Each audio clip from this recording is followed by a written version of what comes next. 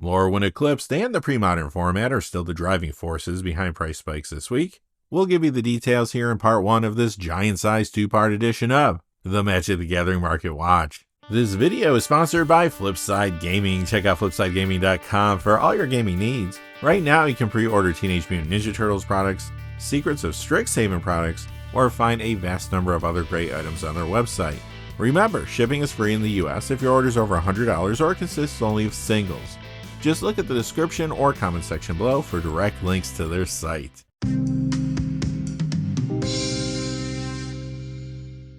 Hey there, this is John from Heroes and Legends, and welcome to another edition of the Magic the Gathering Market Watch. As I said in the cold open, Lorwyn Eclipsed, especially its impact on Commander, is the catalyst for a lot of price spikes this week. Additionally, the explosion of interest in the pre-modern format is spiking an entirely different set of cards. Now, that format has been gradually gaining popularity for a while now, but the recent video spotlighting pre-modern on Tolarian Community College has pushed the format along with several cards into the stratosphere. Due to all the activity this week, our Market Watch will again be divided into 2 parts. We'll be looking at 22 cold cards and 24 hot cards in total. In part 1, we'll count down the cold cards numbered 22 through 12, as well as the hot cards numbered 24 through 13, and then we'll be back tomorrow for part 2, where we'll feature the top 11 cold cards and the top 12 hot cards. As always, our lists are based on 2 pieces of criteria: the percentage change in the value of the cards, as well as the change in the number of sales from week to week. This week, in order for a card to be featured, it had to be moving at least 20% and at least $2 in either direction.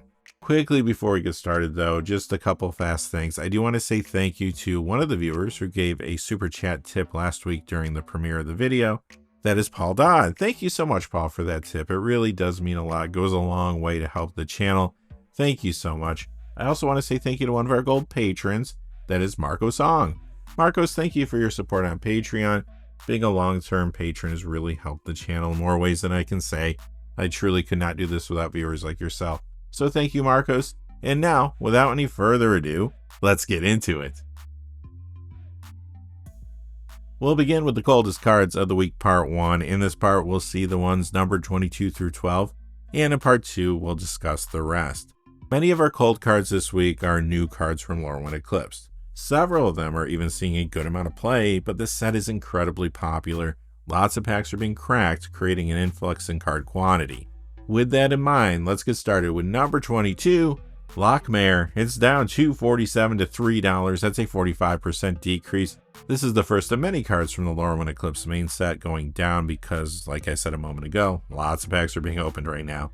This has seen play in Standard, Legacy, Vintage, and Commander, but it's still moving down this week as it tries to find its proper price point. Number 21, Celestial Reunion, down $2.49 to $2.51. That's a 50% decrease. Here's another Lorwyn Eclipse Mythic moving down for the same reason as the previous. This has been seeing play in Standard as well as Commander. Number 20, Miguel Almendras Answer, down $2.55 to $3.17. That's a 45% decrease. Third verse, same as the first, another Mythic from Lorwyn Eclipsed moving down. This one has seen Standard, Modern, and Commander play. Number 19, Ajani Outland Chaperone, down $2.65 to $3.35. That's a 44% decrease. Fourth verse, same as the first. Yet again, another Lorwyn Eclipse Mythic moving down. This one has been making appearances in Standard and Commander. Number 18, Morning Tides Light. This is down $2.68 to $4.68. That's a 36% decrease, and we are 5 for 5 with yet another Lorwyn Eclipse Mythic. This has been seeing play in Commander. Number 17, Emptiness, down $2.80 to $6 for a 32% decrease. Make that 6 for 6. This Lorwyn Eclipse Mythic has been seen in several formats though, including Standard, Pioneer, Modern, and Commander. Number 16, Irdu, Carrier of Dawn, down $2.82 to $7.99. That's a 26% decrease. Yup, a 7th Lorwyn Eclipse Mythic trends down as copies get into players' hands. So far, this has been getting Commander play and a little Standard play as well. A week ago, this was number 13 on the hot list. Last week it moved down to number 37. This week it arrives on the cold list at number 15. Agent Frank Horrigan. It's down $2.98 to $11.25. That's a 21% decrease. This is not a Lorwyn Eclipse Mythic. It is a card, however, from the Fallout Mutant Menace Commander deck. Many players were getting Agent Frank to upgrade the Lorwyn Eclipse Blight Curse Commander deck, and it has become clear that there will be synergy between this card and some of the cards from the upcoming Teenage Mutant Ninja Turtles products as well. This week, though, more copies of Agent Frank Corrigan have gone up for sale as sellers try to take advantage of the higher price point. That extra inventory is causing the retraction you see here. Number 14, Aurora Awakening, down $3 to $2.50. That's a 55% decrease. Alright, back to Lorwyn Eclipse Mythic Rares. This one has been seeing early Pioneer, Modern, and Commander play, but it's still moving down because of the flood of copies hitting the marketplace. Number 13, Vibrance, down $3 to $11.56 for a 21% decrease. This Lorwyn Eclipse Mythic is moving down to find its proper price point too, but Vibrance is seeing a lot of early play all over the place. It's been in Standard, Pioneer, Modern, Legacy, Vintage, Commander, and 1v1 Dual Commander builds. And number 12 is Spinerock Tyrant, down $3.14 to $3.25. That's a 49% decrease. Yet another Lorwyn Eclipse Mythic moving down for the same reasons the others were dropping. This one is seeing some Commander play. Alright, now it's time for part 1 of the top 24 hottest cards of the week. In this part, we'll be looking at the cards numbered 24 through 13. Tomorrow, we'll return for the top 12. So let's jump in with number 24, Treefolk Harbinger, up $2.03 to $5.33. That's a 62% increase. This is an uncommon from Lorwyn that has never been reprinted, so I guess I'll get my one per video out of the way early this time. You know that during this time period of Magic, there was a recession in the game and less packs of Lorwyn, as well as some other sets were cracked. Due to the lower supply, some of these cards that haven't been reprinted tend to spike when there's some attention on them. So why are people paying attention to this now? Well, Lorwyn Eclipse does focus on several fantasy creature types, one of which is Treefolk. Commander decks that run this card, like the ones around Doran the Siege Tower and Fangorn Tree Shepherd, are getting better thanks to the new set. Plus, I'm seeing Treefolk Harbinger appearing in a new Commander build around a card from Lorwyn Eclipse. That is Doran Besieged by Time. Number 23, Treebeard Gracious Host, up $2.23 to $3.53. That's a 172% increase. This is from the Lord of the Rings, Tales of Middle-earth, Food and Fellowship Commander deck. It has been seeing a fair amount of Commander play as a Commander, and in the 99 of a few builds, like the one around the partner Commanders from its pre-con, Frodo Adventurous Hobbit and Sam Loyal Attendant. Now though, Treebeard Gracious Host is moving up for the same reasons as the previous card. Lorwyn Eclipse has brought more support for Treefolk, and I'm seeing Treebeard showing up in Commander builds around Doran Besieged by Time from there. A week ago, this was number 29. Last week it moved up to 19. This week it slides down 3 spots to number 22. Cavalier of Dawn from Core Set 2020, up $3.23 to $17.27. That's a 23% increase. This has been seeing Commander playing decks around cards like Omnith Locus of All and Anti-Venom Horrifying Healer, for example. Of course, now though, it's Lorwyn Eclipse that's causing it to spike. Elementals are another creature type getting a good amount of support from the new set, so many Commander decks that run this are just getting better. In fact, lots of players are grabbing copies of Cavalier of Dawn to upgrade the Lorwyn Eclipse Dance of the Elements deck, while others are adding it to fresh builds around the front-facing Commander from there. Ashley, the Limitless. Moving up 13 spots this week to number 21, Elderfang Venom, up $4.11 to $13.90. That's a 42% increase. This is from the Kaldheim Elven Empire Commander deck. It consistently sees play in builds around Lathril Blade of the Elves from its pre-con, and those decks are getting better thanks to the elf support found in, you guessed it, Lorwyn Eclipse. I'm also seeing players putting Elderfang Venom in their new Commander builds around High Perfect Morcant from the Lorwyn Eclipse main set, and that has been another reason for the price increase. Number 20 is Elven Ambush. The copy from Magic Game Night Free-for-All is up $3.89 to $9.99. That's a 64% increase. The one from Kaldheim is up $4.57 to $7.70. That's a 146% increase. This is found in elf-centric Commander builds around cards like Lathril Blade of the Elves and Reese the Redeemed, for example. Obviously, this is another card moving up because of the elf support in Lorwyn Eclipse. I'm seeing Elven Ambush now appearing in Commander decks around a couple of cards from Lorwyn Eclipse main set as well. They are High Perfect Morcant, and to a lesser extent, Marlin Fey Ascendant. Moving up 1 spot this week to number 19, Diana Salvage Archdruid up 473 to 2458. That's a 24% increase. This is a popular commander, and it's in the 99 of a few builds, like the ones around Lathro Blade of the Elves, for example. Of course, this is another card moving up because the Elf support in Lorwyn Eclipsed is making this and the commander decks that it's in better.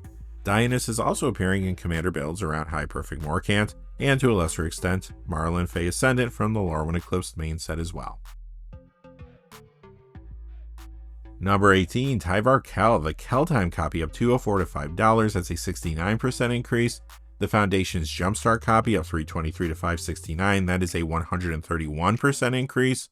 And the one from the list is up $487 to $764. That's a 176% increase. This is the fourth card in a row moving up because of the Elf support in Lorwyn Eclipsed. It too has appeared in Elf-centric commander decks around cards like Lathro Blade of the Elves and Tyvar the Bellicose, for example. Plus, you guessed it, Tyvar Kel is appearing in commander builds around High Perfect Morcant and Marlin Fey Ascendant from Lorwyn Eclipsed. Alright, quickly before we get to number 17, just a fast reminder, this video is sponsored by Flipside Gaming. Check out flipsidegaming.com for all your gaming needs. Right now, you can pre-order Teenage Mutant Ninja Turtles products there. You can also now pre-order Secrets of Strixhaven products as well, or find any number of other great items on their website, Magic related and otherwise. Remember, if your order is over $100 or consists only of singles, shipping will be free in the US. And if you're looking for a direct link to their site, just check out the description or comment section below. I do have links posted in both of those places. Alright, now without any further ado, let's move on with the countdown. Moving up 6 spots this week to number 17, Omnixilis Captive Kingpin at $489 to $1934. That is a 34% increase. This still sees play as a commander, and it can appear in the 99 of a few builds like Vel'Gavoth Harrower of Souls, for example. Now though, there's new interest in this card, hence the price increase. Some players are getting it to upgrade the Lorwyn Eclipse Blight Curse commander deck, while others are putting in fresh builds around the front-facing commander from their Anti-Ul Curse Wretch. There was also a Teenage Mutant Ninja Turtles card that was previewed after its recent accidental reveal that did get some speculating on Omnixilis Captive Kingpin, and that's Southwind Avatar. Number 16, Anorid Brushhopper. This is up $495 to $599. That's a 476% increase. Now that Parallax Tide has been banned in Pre-Modern, the format is open to some new cards and strategies. Anorid Brushhopper is one such card. It's starting to see play in some of the Terrageddon builds there. We'll have to see if that sticks, but since this Judgment copy is the only tournament legal printing of the card, it dried up quickly this week and is now spiking aggressively. Coming in at number 15, Doran the Siege Tower. The list copy is up $287 to $1027. That's a 39% increase. The Lorwyn one is up $566 to $1099. That's a 106% increase. And the Double Masters 2022 copy is up $6 to $1214. That's a 98% increase.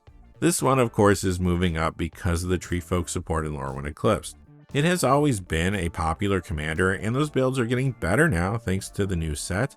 And Doran the Siege Tower has also been in the 99 of a few builds, like the ones around Fellothar the Steadfast and Betor Kin to All, for example. Also, this is another card appearing in commander decks around Doran Besieged by Time from Lorwyn Eclipsed. Number 14, Vodalian Wave Knight. This is up $718 to $975 for a 279% increase. This is from the March of the Machine Cavalry Charge Commander deck. It's moving up because Merfolk are another creature type getting a boost from Lorwyn Eclipsed.